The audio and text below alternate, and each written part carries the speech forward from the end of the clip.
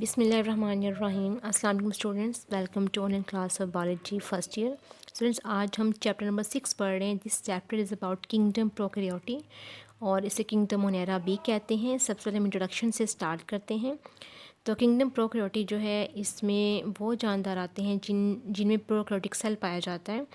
ये प्रोकैरियोटिक का लफ्ज़ जो है, ये एक ग्रीक वर्ड प्रो और कैरियन से लिया गया है। Pro means before and karyon means nucleus.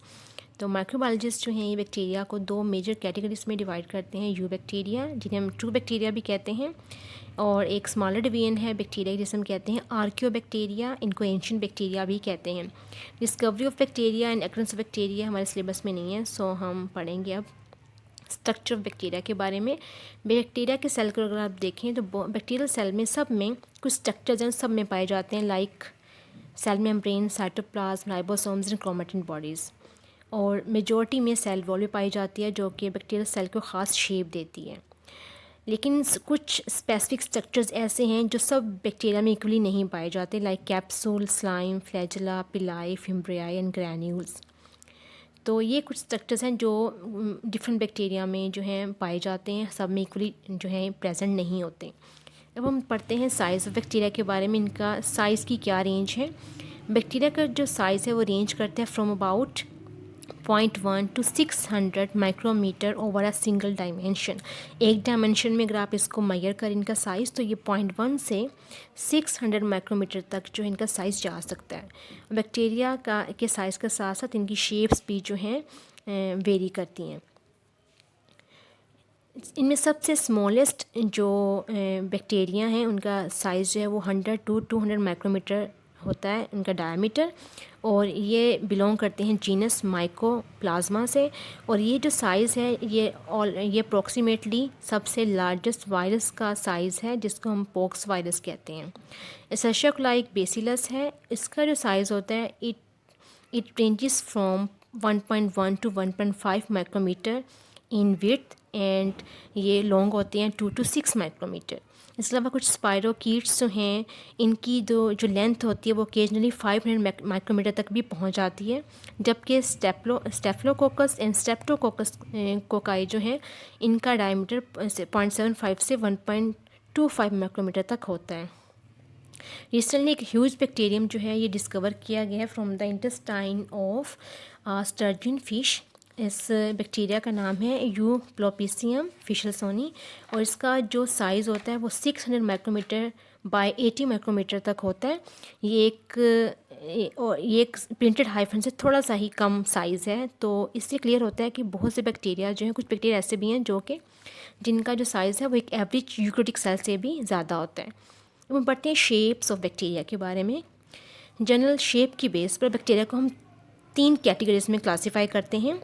ये शेप्स कौन कौन सी हैं। कोकाए यानी कि spherical bacteria, bacilli door shape bacteria, and spiral means helical bacteria. अगरचे देखा गया कि बहुत से बैक्टीरियल स्पीशीज़ में जो उनकी सेल शेप होती है वो कांस्टेंट रहती है, लेकिन कुछ सेल्स ऐसे हैं जो पिलियोमॉर्फिक होते हैं, यानी कि वो वैरायटी ऑफ शेप्स में एग्जिस्ट करते हैं। अब यहाँ पर देखिए इस डायग्राम में आपको तीनों तरह के बैक्टीरिया दिखाए गए हैं, हेलिकल या spiral shape bacteria, door shape bacteria and spherical bacteria. अब हम सबसे पहले पढ़ते हैं इनमें कोकाई के बारे में। कोकाई जो है स्फेरिकल होते हैं, ये ओवल बैक्टीरिया हैं, और इनमें सेवरल डिस्टिंक्ट अरेंजमेंट्स पाई जाती हैं इनके सेल्स में। और किस बेस पे ये अरेंजमेंट्स पाई जाती हैं, the basis of plane of division, कि किस डिवीजन में प्लेन में ये डिवाइड कर रहे हैं। अगर डिवीजन एक ही प्लेन में हो रही है तो ये प्रोड्यूस करेंगे आइदर स्टेफ्लोकोकस और Streptococcus arrangement. Staphylococcus and diplococcus क्या है। डिप्लोकोकस जब कोकाई जो है वो पेयर्स की फॉर्म में होते हैं, तो अरेंजमेंट जो है ये डिप्लोकोकस अरेंजमेंट कहलाती है। दिस इज़ डिप्लोकोकस अरेंजमेंट, यानी डिप्लोकोकाई कहते हैं। जब यही कोकाई जो है वो लॉन्ग चेन बनाते हैं सेल्स की, तो इस अरेंजमेंट को हम कहते हैं स्टेप्टोकोकस या स्टेप्टोकोकाई। अगर डिवीजन जो है 2 प्लेन्स में हो तो फिर ये एक टेट्रेड अरेंजमेंट बनाते हैं। Tetrad is a square of 4 cocci. Thirdly, अगर डिवीजन जो है वो 3 प्लेन्स में हो, यानी कि एक्स वाई जी एक्सिस पे हो, तो फिर इनकी जो अरेंजमेंट होती है डैट इज सार्सिना अरेंजमेंट, इसे टेट्रेड भी कहते हैं। और अगर ये डिवीजन जो है रैंडम हो, रैंडम इनकी कोई इसमें कोई एक प्लेन में ना हो रही बल्कि रैंडमली जो है ये डिवीजन हो रही है, तो एक जो है वो एक इरेगुलर सी अरेंजमेंट होती है कोकाई की, इसको हम कहते हैं स्टेफिलोकोकस अरेंजमेंट या स्टेफिलोकोकाई। और ये ग्रेप लाइक क्लस्टर की तरह इनकी अपीयरेंस होती है। Diplococcus pneumoniae and staphylococcus aureus इनकी एग्जांपल्स हैं। नीचे आपको कुछ बैक्टीरिया जो हैं दिखाए गए हैं जो हमने पीछे पढ़े हैं, cocci, coccobacillus, bacillus, vibrio and spirillum. Cocci के बाद next type of bacteria are bacilli. Bacilli जो है डोरशिप बैक्टीरिया हैं और बेसिलाई जो हैं ये सिर्फ एक ही प्लेन में जो है डिवीजन करते हैं and they produce bacillus, streptobacillus and diplobacillus. अब बेसिलस क्या है, एक सिंगल सेल ऑफ बैक्टीरिया जो कि रोड शेप, उसे हम बेसिलस कहते हैं। और अगर ये दो सेल्स जो हैं इकट्ठे हों इस ये जो पेयरिंग अरेंजमेंट है इसको हम कहते हैं diplo bacillus. Diplo means two. और स्टेप्टोबेसिलस में जो सेल्स हैं वो एक चेन की फॉर्म में अरेंज होते हैं, बेसिला एक चेन की फॉर्म में अरेंज होते हैं, इस अरेंजमेंट को हम कहते हैं स्टेप्टोबेसिलस। और इनकी एग्जांपल हैं इसर्शिया कोलाई, बेसिलस, सब्टिलस एंड सूडोमोनास। उसके बाद है spiral shape bacteria. Spiral shape bacteria जैसे कि आपको यहाँ पर नज़र आ रहा है स्पाइरली क्वाइल्ड होते हैं, स्पाइरल बनाते हैं। Spirals come in 3 forms, vibrio, spirillum and spirochete. Vibrio जो है कर्व या कोमा शेप्ड होते हैं, जैसे यहाँ आपको नज़र आ रहे हैं, दे आर कर्व्ड और कोमा शेप। फिर स्पाइरेलम होते हैं, स्पाइरेलम जो हैं they are thick and rigid spiral shape bacteria. ये देखिए ये स्पाइरेलम है, इसका जो ये स्ट्रक्चर है ये थिक एंड रिजिड होता है, जबकि जो स्पाइरोकीट हैं they are thin and flexible spiral. Example of spiral shape bacteria are vibrio and hyphomicrobium. अब हम बैक्टीरियल सेल स्ट्रक्चर को डिस्कस करते हैं। बैक्टीरिया के सेल में अब सबसे पहले आप देखें तो जो बाहर को इमर्ज होते हुए हमें कुछ स्ट्रक्चर्स नज़र आते हैं, लाइक फ्लैजुला हैं। फ्लैजुला जो हैं ये extremely thin hair like structures हैं जो कि सेल वॉल्स में से बाहर को जो है ये इमर्ज हो रहे होते हैं, ये निकले हुए होते हैं। और एक्चुअली ये ओरिजिनेट होते हैं from the basal body. Basal body वो एरिया है जहाँ से ये ओरिजिनेट होते हैं in the cytoplasm just beneath the cell membrane. Cell membrane के नीचे साइटोप्लाज्म एक एरिया है जहाँ से ये इमर्ज होते हैं, उस एरिया को हम कहते हैं बेसल बॉडी। उस इनके बेसल बॉडी से ओरिजिनेट होते हैं और ये फ्लैजेलिन प्रोटीन से मिलके बने होते हैं। फ्लैजेला की प्रेजेंस की बेस पर, उनके अटैचमेंट के पैटर्न की बेस पर और नंबर ऑफ फ्लैजेला की बेस पर बैक्टीरिया को डिफरेंट टेक्सोनोमिक ग्रुप्स में डिवाइड किया जाता है, like atrichous, monotrichous, lophotrichous, amphitrichous and peritrichous. तो इसमें सबसे पहले हम देखते हैं कि एट्राइकस बैक्टीरिया कौन से होते हैं, ऐसे बैक्टीरिया जिनमें फ्लैजेला नहीं होता उन्हें हम कहते हैं एट्राइकस। मोनोट्राइकस, जब एक सिंगल फ्लैजेलम जो है प्रेजेंट हो एक पोल पर बैक्टीरिया सेल के तो उसको हम कहते हैं मोनोट्राइकस। लोफोट्राइकस जो है इस कंडीशन में बैक्टीरिया के एक पोल पर या एक सिरे पर फ्लैजेला का एक गुच्छा होता है, उसको हम कहते हैं, इस कंडीशन को हम कहते हैं लोफोट्राइकस। एम्फीट्राइकस में बैक्टीरिया के दोनों पोल्स पर या कह लें आप कह सकते हैं दोनों सिरों पर फ्लैजेला का गुच्छा होता है, उसको हम कहते हैं एम्फीट्राइकस। और पेरीट्राइकस ये जो कंडीशन है इसमें क्या होता है, फ्लैजेला पूरे सेल को सराउंड कर रहे होते हैं। फ्लैजेला जो होते हैं ज़्यादातर पाए जाते हैं bacilli and spiral shape bacteria में, और कोकाई में जो फ्लैजेला हैं ये बहुत कम जो है प्रेजेंट होते हैं। अब इनका काम क्या है, इनका काम है मोटिलिटी, यानी कि फ्लैजेला जो है ये बैक्टीरिया को मूव करने में हेल्प करते हैं। इसके अलावा ये कीमोटैक्सिस में भी जो है हेल्प करते हैं। कीमोटैक्सिस क्या है, फ्लैजेलेट बैक्टीरिया जो है वो केमिकल सिग्नल्स को सेंस भी करते हैं, डिटेक्ट भी करते हैं और मूव भी करते हैं उनके रिस्पॉन्स में। इस बिहेवियर को हम कहते हैं कीमोटैक्सिस। अब यहाँ पर देखिए आपको एक लोफोट्रैक्स बैक्टीरिया दिखाया गया है। अगर यहाँ पर ये बैक्टीरिया सेल का एक पोल है और ये दूसरा पोल है। अगर यहाँ पर एक सिंगल फ्लैजेलम हो तो उसको हम कहते हैं मोनोट्राइकस। अगर ना हो कोई फ्लैजेला तो उसको हम कहते हैं एट्राइकस कंडीशन। एक हो तो मोनोट्राइकस, टफ्ट ऑफ फ्लैजेला हो एक सिरे पे, जैसे आप यहाँ पर आपको नज़र आ रहा है, तो उस कंडीशन को हम कहते हैं लोफोट्राइकस। अगर दोनों सिरों पे हो टफ्ट ऑफ फ्लैजेला तो उसको हम कहते हैं एम्फीट्राइकस। और अगर पूरे सेल पे फ्लैजेला जो है वो प्रेजेंट हो तो उसको हम कहते हैं उस कंडीशन को हम कहते हैं पेरीट्राइकस कंडीशन। अच्छा, अब हम पढ़ते हैं पिलाई के बारे में। पिलाई जो है hollow non helical filament like structures है। पिलाई बहुत छोटे होते हैं फ्लैजेला से, और ये इनका मोटिलिटी में कोई रोल नहीं होता, इनके ये मूवमेंट में हेल्प नहीं करते। ट्रू पिलाई जो हैं ये प्रेजेंट होते हैं इन ग्राम नेगेटिव बैक्टीरिया, और एक स्पेशल तरह की प्रोटीन पिलिन से मिलके बने होते हैं। इनका काम क्या होता है, फंक्शन क्या है इनका, कॉन्जुगेशन में हेल्प करते हैं। What is conjugation? कुछ बैक्टीरिया में जो सेक्स पिलाएँ हैं ये ट्रांसफ़र ऑफ जेनेटिक मटेरियल में हेल्प करते हैं बिटवीन द सेल्स, यानी कि बैक्टीरिया के दो सेल्स के दरमियान डीएनए का तबादला करने में, जेनेटिक मटेरियल का तबादला करने में हेल्प करते हैं। इस प्रोसेस को हम कहते हैं कॉन्जुगेशंस। और कुछ पिलाई जो है उनका फंक्शन जो होता है अटैचमेंट का होता है, यानी कि वो बैक्टीरिया को डिफरेंट सर्फेसिस पर अटैच होने में हेल्प करते हैं। उसके बाद है cell envelope, the outer wrapping of bacteria. अब जो सेल इन्वेलप है ये बैक्टीरिया में जो उसका प्रोटोप्लाज्म है, प्रोटोप्लाज्म हम कह रहे हैं साइटोप्लाज्म, एंड प्लाज्मा मेम्ब्रेन को कलेक्टिवली कहा जाता है प्रोटोप्लाज्म। सेल के प्रोटोप्लाज्म के बाहर जितनी भी लेयर्स होती हैं कॉम्प्लेक्सेस की, एक्सटर्नल लेयर्स, उनको हम कलेक्टिवली कहते हैं सेल इन्वेलप। इसको डिफाइन कैसे करते हैं? Complexes of layers external to the cell protoplasm are collectively called as cell envelope. Cell envelope के में क्या क्या चीज़ें आती हैं? कैप्सूल आता है, slime and cell wall. Capsule क्या है? कैप्सूल जो है एक स्ट्रक्चर है जो कि बना होता है पॉलीसेकेराइड यूनिट्स का एंड प्रोटीन्स का, या फिर दोनों से, यानी कि ये पॉलीसेकेराइड यूनिट से मिलके बन सकता है, प्रोटीन से भी मिलके बन सकता है, और दोनों के कंबाइन होने से भी ये स्ट्रक्चर जो है ये बनता है। कैप्सूल जो होता है it is tightly bound to the cell, ये सेल मेम्ब्रेन के साथ टाइटली बाउंड होता है। और इसका फंक्शन क्या होता है? ये थिकर होता है, ये बैक्टीरियल सेल को गमी नेचर देते हैं, इनको इसको स्टिक होने में बैक्टीरियल सेल को हेल्प करता है। इसके अलावा जो स्लाइम है, व्हाट इज स्लाइम? कुछ बैक्टीरिया में इनके आउटर साइड पे एक loose soluble shield of macromolecules जो है पाया जाता है, इसे हम कहते हैं स्लाइम कैप्सूल।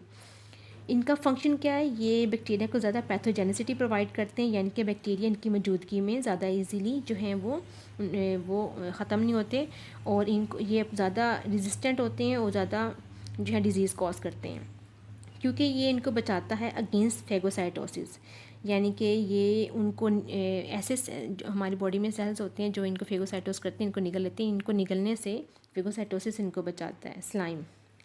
और केमिकली स्लाइम जो है बना होता है पॉलीसेकेराइड का, ग्लाइकोप्रोटीन्स का, ग्लाइकोलिपिड्स का। अब हम पढ़ते हैं सेल वॉल के बारे में। एक्स्ट्रा सेलुलर सब्सटेंसेस के नीचे और साइटोप्लाज्म मेम्ब्रेन के बाहर सेल वॉल प्रेजेंट होती है, ये रिजिड होती है, और सेल वॉल जो होती है वो सिर्फ माइकोप्लाज्मास में एब्सेंट होती है, बाकी सब बैक्टीरिया में पाई जाती है। इसका फंक्शन क्या होता है? ये बैक्टीरिया को शेप जो है देती है, इसके अलावा ये बैक्टीरियल सेल को प्रोटेक्ट करती है और ऑस्मोटिक लाइसिस से बचाती है। क्रिस्टियन ग्राहम एक जो है साइंटिस्ट था जिसने एक टेक्निक डेवलप की थी ग्राम स्टेन की। इसने बैक्टीरिया को डिवाइड किया था into 2 groups based on their response to gram staining procedure. इसकी स्टेनिंग टेक्निक में देखा गया कि कुछ बैक्टीरिया जो होते हैं वो पर्पल कलर को रिटेन करते हैं, और कुछ बैक्टीरिया जो हैं वो पिंक कलर को रिटेन करते हैं। तो जो बैक्टीरिया पर्पल कलर को जो है रिटेन करते हैं, पर्पल हो जाते हैं, इनको कहते हैं ग्राम पॉजिटिव बैक्टीरिया। एक्चुअली ये प्राइमरी डाई को रिटेन करते हैं by the formation of CVI complex. और जो ग्राम नेगेटिव बैक्टीरिया हैं ये पिंक होते हैं, ये पर्पल डाई को रिटेन नहीं करते बल्कि सेकेंडरी डाई को रिटेन करते हैं, और इनका कलर जो होता है ये पिंक होता है।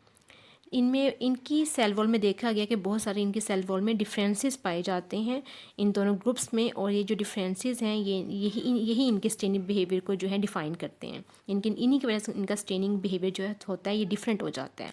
अब हम इनकी दोनों के सेल वॉल को आपस में कंपेयर करते हैं कि इन दोनों जो ग्रुप हैं बैक्टीरिया के, इनके सेल वॉल में क्या क्या डिफरेंसेस पाए जाते हैं। सबसे पहले है नंबर ऑफ़ मेजर लेयर्स।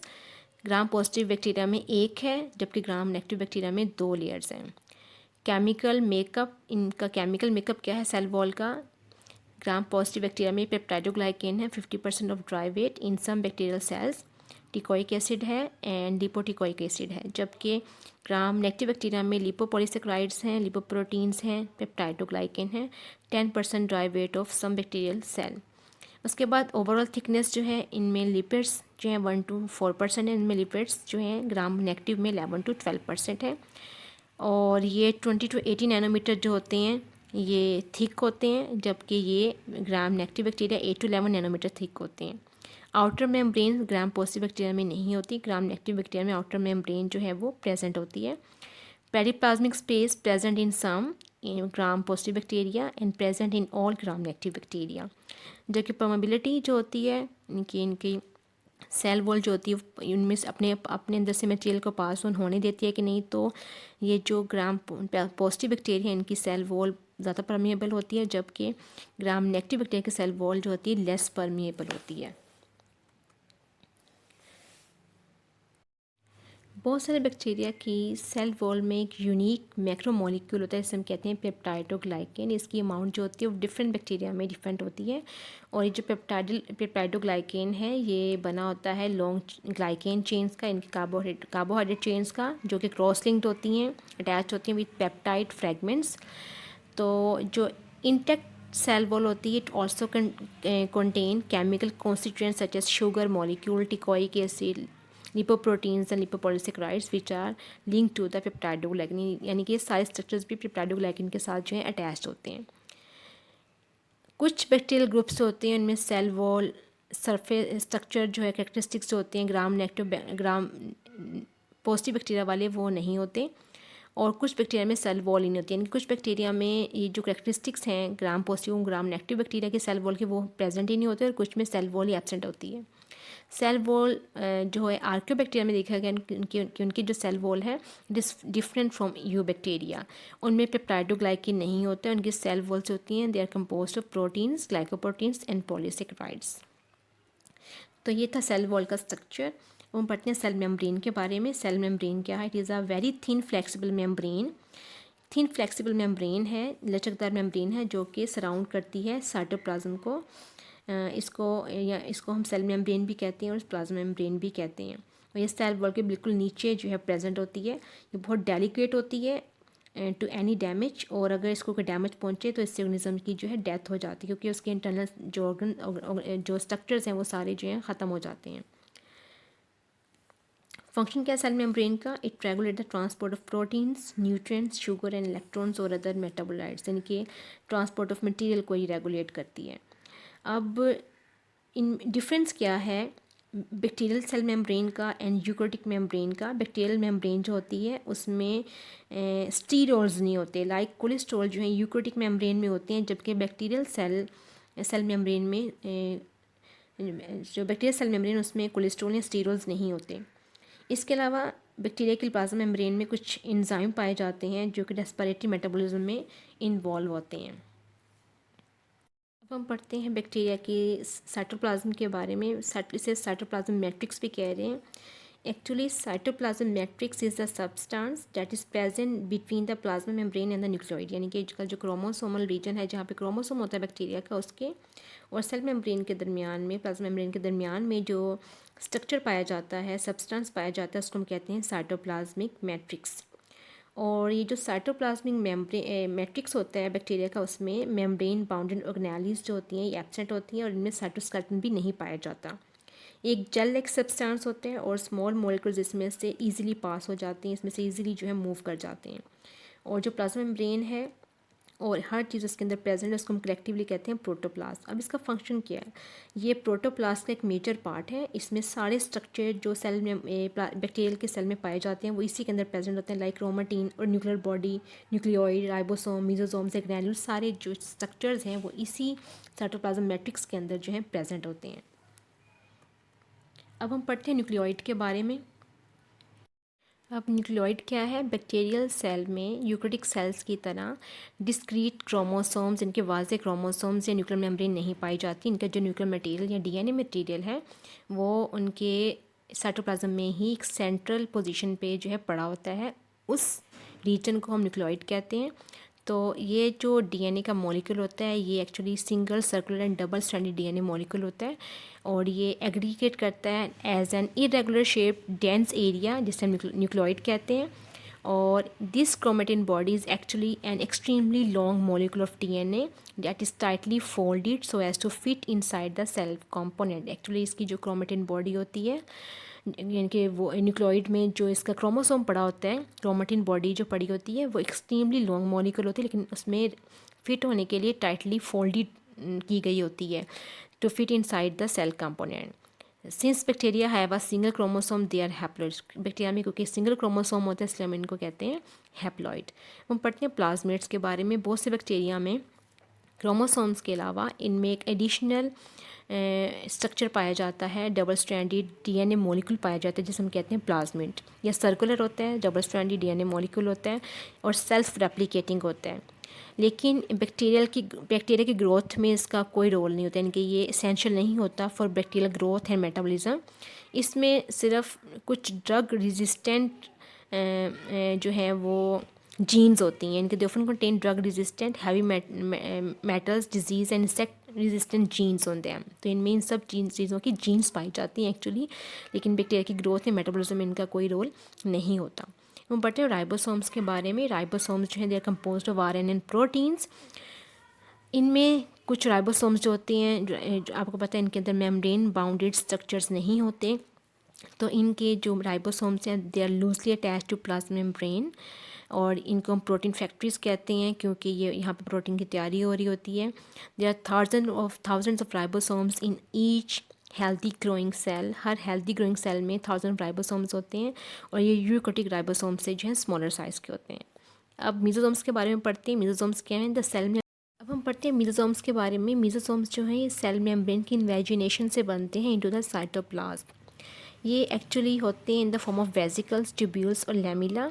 मीजोसोम्स जो होते हैं ये इनका काम क्या होता है? इनका फंक्शन है डीएनए की रेप्लिकेशन एंड सेल डिवीजन में ये रोल प्ले करते हैं. और इसके अलावा कुछ मीजोसोम्स जो होते हैं ये इन्वॉल्व होते हैं in the export of exocellular enzymes. इसके अलावा इनके मेम्ब्रेन में रेस्पिरेटरी एंजाइम्स भी जो है प्रेजेंट होते हैं. उसके बाद है ग्रैन्यूल्स एंड स्टोरेज बॉडीज़.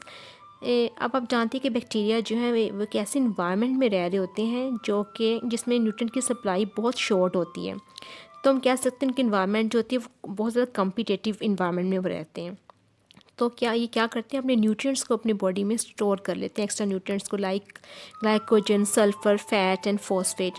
इसके अलावा इनके जो सेल्स होते हैं वो वेस्ट मेटाबोलाइट्स को भी जो है वो प्रोड्यूस करते हैं जिनको इनको एक्सक्रीट करना पड़ता है. तो ये जो स्ट्रक्चर्स हैं ग्रैन्यूल्स एंड स्टोरेज बॉडीज़ ये इनको इन कामों में हेल्प करते हैं. For example common waste material जो बैक्टीरिया में प्रोड्यूस होते हैं they are alcohol, lactic acid and acetic acid. ये बैक्टीरिया के सेल में जब प्रोड्यूस होते हैं तो बैक्टीरिया का सेल जो है इसको अपनी बॉडी से बाहर अपने सेल से बाहर एक्सक्रीट कर देता है. उसके बाद है स्पोर्स.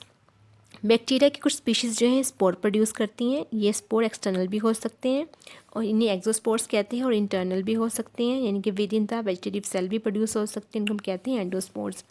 ये एक्चुअली मेटाबॉलिकली डोर्मेंट बॉडीज़ होती हैं जो कि सेल ग्रोथ की लेटर स्टेज पे जो है प्रोड्यूस की जाती हैं. और स्पोर्स जो होती हैं ये रेजिस्टेंट होते हैं हर तरह की फ़िज़िकल इन्वायरमेंटल कंडीशंस को, एडवर्स फिज़िकल इन्वायरमेंटल कंडीशंस को लाइक लाइट इंटेंसिटी को, हर तरह की रेस को, हाई टेम्परेचर को, डेसिकेशन को, पीएच एंड केमिकल एजेंट सबको ये बर्दाश्त करने की सलाहियत रखते हैं. और जब इनको फेवरेबल कंडीशंस मिलती हैं तो ये जर्मिनेट कर जाते हैं और नए बैक्टीरियल सेल्स बना देते हैं. इसके बाद एक और स्ट्रक्चर होता है इनमें सिस्ट. सिस्ट जो होती हैं वो कुछ बैक्टीरिया में पाई जाती हैं. सिस्ट कुछ बैक्टीरिया सिस्ट बनाते हैं. सिस्ट जो हैं दो डोरमेंट होते हैं, thick wall desiccation resistant forms होते हैं और ये डेवलप होते हैं during differentiation of vegetative cell which can germinate under suitable conditions. इनकी भी डोरमेंट बॉडीज़ होती हैं जो कि सूटेबल कंडीशंस जब आती हैं तो जर्मिनेट कर जाती हैं. लेकिन इनमें और स्पोर में एक फ़र्क है कि सिस्ट जो होते हैं ये हीट रेजिस्टेंट नहीं होते. अगर इनको हीट दी जाए तो ये डिस्ट्रॉय हो जाते हैं ये, लेकिन जो स्पोर्स हैं दे आर हीट रेजिस्टेंट. अब मैं आपको कुछ बैक्टीरिया की डायग्राम्स दिखाती हूँ ताकि आपको ज़्यादा समझने में आसानी हो जाए इसको. लेकिन there are different shapes of bacteria जो कि अभी हमने पढ़ी भी हैं, लाइक कोकाई हैं. यहाँ पर डिफरेंट बैक्टीरिया की शेप्स दिखाई गई like cocci, rods and spirals. आप देख रहे हैं ये स्टेफ्लोकोकाई हैं, ये diplococci and these are streptococci. ये देखें बेसिलाई रोडशेप बैक्टीरिया हैं, स्टेप्टोबेसिलाई हैं एंड कोकोबेसिलाई हैं. देन स्पाइरल्स हैं, विब्रियो जिनमें आते हैं कोमाशे बैक्टीरिया, स्पाइरिला आते हैं एंड स्पायरोकीट्स आते हैं। अब हम एक टिपिकल बैक्टीरियल सेल का स्ट्रक्चर देखते हैं। देखिए यहाँ सबसे पहले आप देख रहे हैं इसकी बाहर कैप्सूल है और कई के बाद यहाँ पर स्लाइम होता है जो कि एक इनको स्लाइमी अपीयरेंस देता है। और ये उसके बाद उसके नीचे कैप्सूल के नीचे आप देख रहे हैं सेल वॉल है, उसके नीचे प्लाज्मा मेम्ब्रेन है। उसके बाद आपको छोटे छोटे जो फिलामेंटस होलो स्ट्रक्चर नज़र आ रहे हैं, दीज आर पिल्लाए। फिर आप देख रहे हैं कि आपको एक बड़ा सारा फ्लैजिलम नज़र आ रहा है। उसके बाद अगर आप अंदर देखें साइटोप्लाज्म में, जिसमें आपको राइबोसोम नज़र आ रहे हैं, पर्पल में न्यूक्लियोइड नज़र आ रहा है, ये यहाँ पे प्लाज्मिड भी आपको नज़र आ रहा है जो कि एक्स्ट्रा क्रोमोसोमल सर्कुलर डीएनए है, और ये राइबोसोम्स प्रेजेंट है। ये सारा एक टिपिकल बैक्टीरियल सेल का स्ट्रक्चर है। देन हमने पढ़ा था मेसोसोम्स के बारे में कि ये सेल मेम्ब्रेन की इन्वेजिनेशन से बनते हैं। आप देख रहे हैं कैसे बन रहा है। उसके बाद हमने पढ़ा था स्पोर्स के बारे में, एंडोस्पोर्स एंड एक्सोस्पोर। एंडोस्पोर जो होते हैं ये within the bacterial cell बनते हैं, और एक्सोस्पोर जो हैं ये बैक्टीरियल सेल से बाहर जो हैं प्रेजेंट होते हैं। The different types of spores जो कि बैक्टीरियल सेल में पाए जाते हैं। तो जी स्टूडेंट्स, ये था हमारा आज का लेक्चर। उम्मीद है कि आपको समझ आ गई होगी। नेक्स्ट लेक्चर में हम इंशाल्लाह बैक्टीरिया की न्यूट्रिशन, रिप्रोडक्शन के बारे में बहुत डिटेल में पढ़ेंगे। अल्लाह हाफिज़।